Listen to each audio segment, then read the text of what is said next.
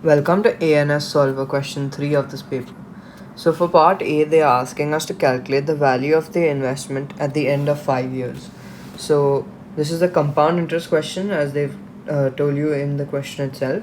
So the compound interest formula is the principal amount, which is 600 in this case, multiplied by 1 plus the rate, which is 5 by 100.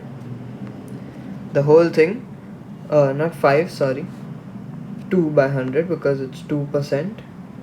So 2 by 100 raised to the number of years, which is 5. So now all we need to do is simplify this. So 1 plus 2 by 100 raised to 5 is equal to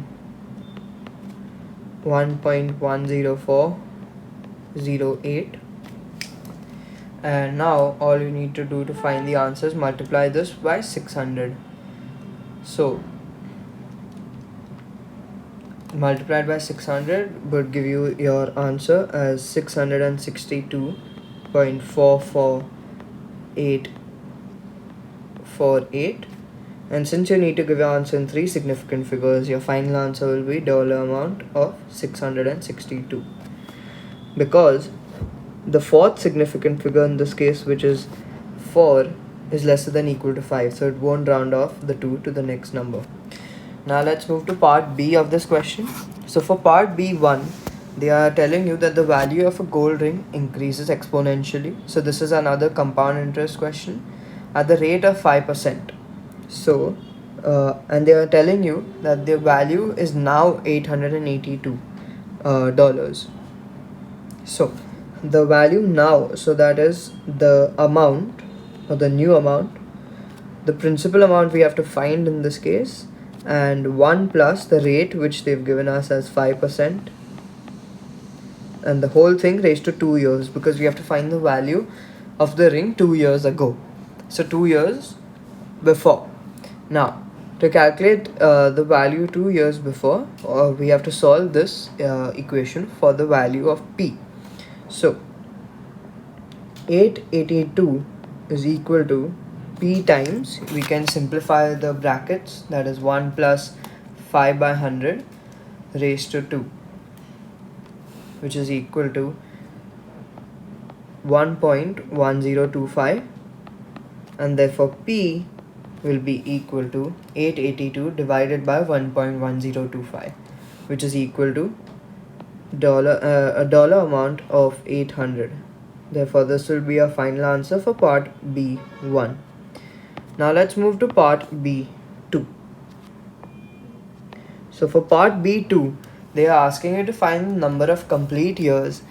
Now it is very important to keep this in mind, the number of complete years. So if you get an answer in a decimal, you round up your number because you want it, because they are asking you to find the value that is greater than 1100. So you want to round up the number of years that you get if it's a decimal place. So they are asking you to find the number of complete years it takes the ring's value of $882 to increase to a value of greater than 1100. So the new amount would be 1100. The principal amount would be 882 because they are asking how many years would it take the ring at a value of 882 to reach a value greater than 1100. So 882 will be your principal amount, and your rate will be the same as before, that is 5%. So 1 plus 5 by 100, the whole thing. In this case we have to find the number of years, so let's leave it as n. Now all we need to do is solve for n. So 1100 divided by 882 is equal to 1.247165 which is equal to, you can simplify this. So 1 plus 5 by 100 is equal to 1.05. So 1.05 raised to n because we have to find the value of n. So 1.05 raised to n. Now we have to change the form of this equation to solve for n. Now you have to use this rule in this case. So if it is log of y with the base x, it will be equal to z.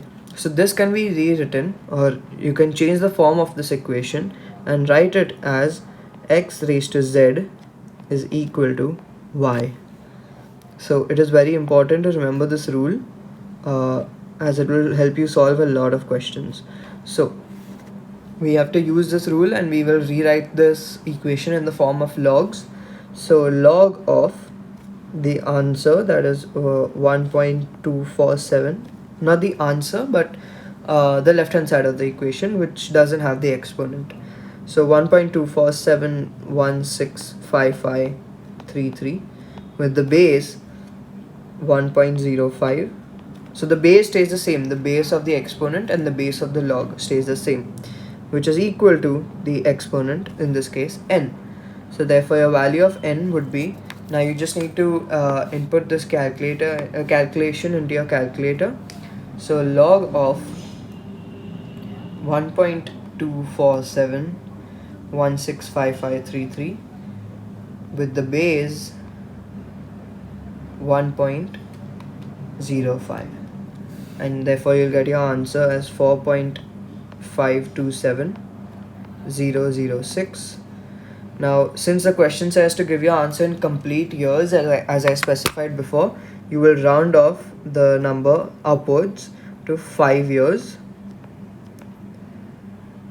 because they're asking you for a number of complete years. So if you give your answer as 4, the amount wouldn't have exceeded 1100. It takes a minimum of 4.5 years to exceed 1100.